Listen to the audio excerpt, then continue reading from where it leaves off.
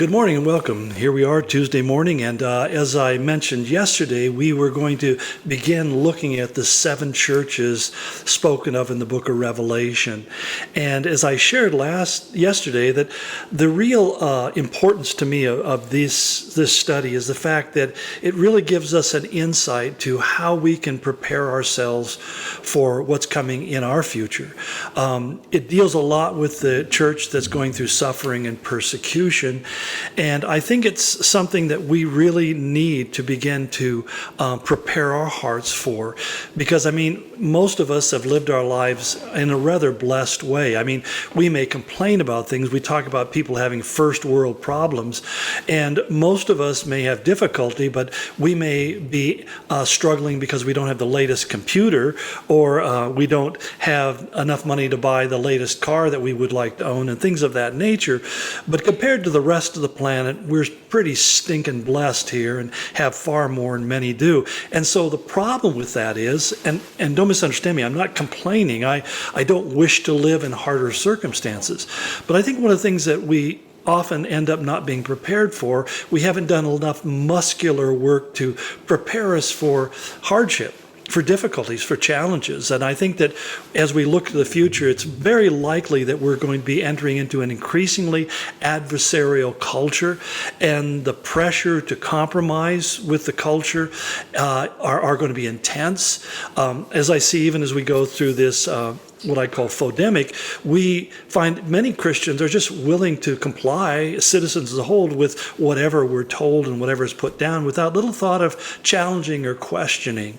And I think that it's important that we always be willing to ask questions and not to necessarily distrust authority, but realizing that people in authority are not always right, including myself. So I invite you to challenge me if you feel like that's something that would be of value to any of us. But the bottom line is, John is writing these churches, and it's interesting because the Lord tells him to write about three different things, and these three things are the basis of really the division of the entire book. He says, write therefore what you have seen, what is now, and what will take place later. And so these are the three parts of the book. The first part, what you have seen, really kind of covers chapter 1. What is now speaks of chapter 2 and 3 about the address to the seven churches. And then the last part, what will take place later.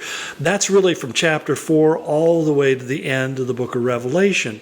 And it's because of that statement that we tend to see this as a foretelling of future events.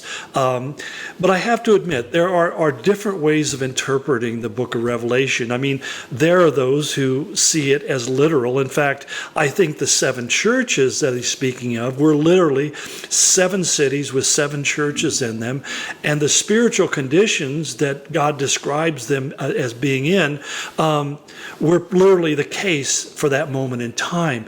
And I think as I look at it from John's perspective, he probably saw many of the churches that he had been involved in helping to plant and to grow and to nurture over the years were beginning to struggle, especially in the face of persecution, that there were those who really wanted to accommodate or compromise, or who even had become greatly corrupted, and there were others who were really facing the adversity straight on and were suffering as a result of that.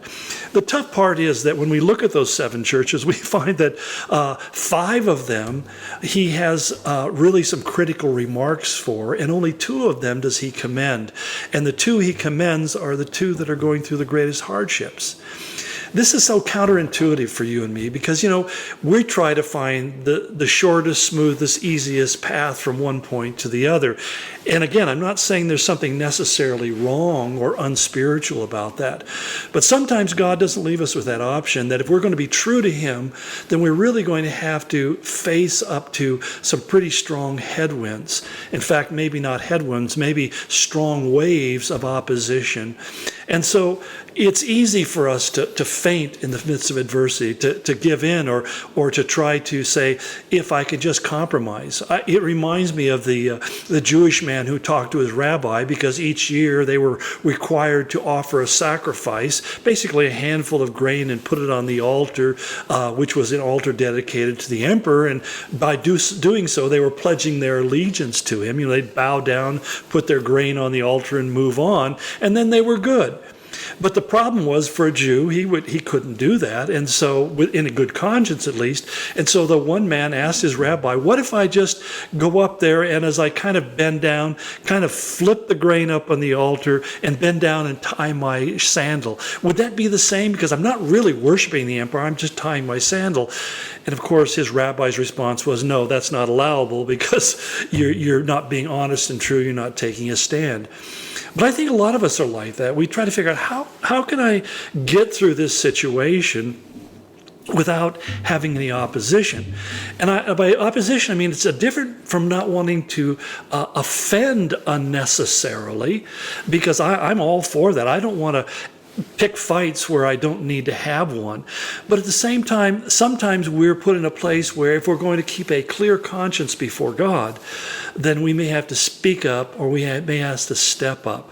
And essentially, I think that we find with these churches, many of them, as they came under pressure, rather than speaking up or standing up, found ways to kind of sidestep the real tough issues. I really think that for many of us, that's going to become less and less an option as we move into the future. That regardless of how the election goes, I still think that it's going to be increasingly difficult for us to really maintain our place in our faith. And so I really encourage you, as we get into this, to be reading through chapters 1, 2, and 3 of Revelation.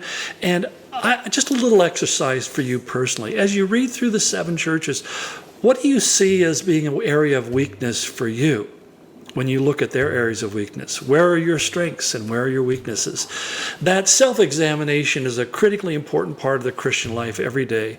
When David said at the end of Psalm 139, he said, "Search me, O God, and know my heart, and see if there's any anxious way, if there's any wicked way in me." And because oftentimes we don't have the ability to get an honest evaluation of where we are spiritually. But it's important that we do, because if we see things that aren't right, we can confess them to God. And when we confess them, He gives us the strength to overcome. So anyway, once again, out of time, but we'll pick this up tomorrow. Look forward to being with you again. God bless you and go in His grace.